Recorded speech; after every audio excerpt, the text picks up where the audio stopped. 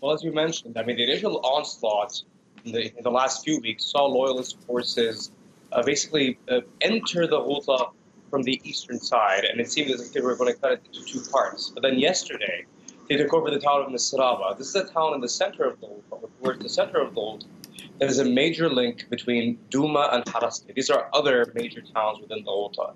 And when the Syrian army took that town, that meant that the whole area was divided into three different parts, as you mentioned.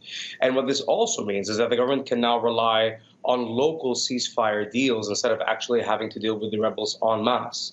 It's worth noting that the Ghouta itself is not controlled by only one rebel group. It's actually controlled by a different by various Islamist and jihadi groups that each hold sway in different parts of the Ghouta.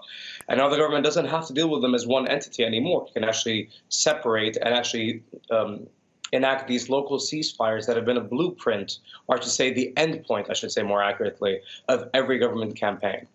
And will the current state of Eastern Ghouta play in these sort of ongoing talks to impose a ceasefire? Well, I mean, of course, we're going to see now these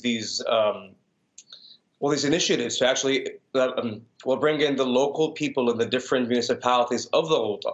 In fact, we've already seen that kind of pressure being exerted on the rebels already to leave. So in the last few days, we've seen protests that have sprung up in recently taken town, in towns that have been taken by the government again recently.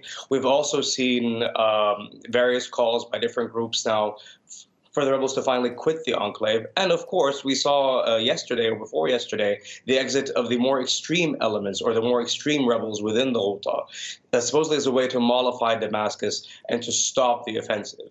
But the fact is that the government right now will not stop this offensive. I mean, at this point, it has basically won, and it intends to take back the Ghouta and secure the entire area, because basically this will finally give it the chance to secure all of the surrounding areas around Damascus. And therefore, this is something where the government just will not stop. It's going to go on and take all the enclave, no matter what rebel group is in front of it.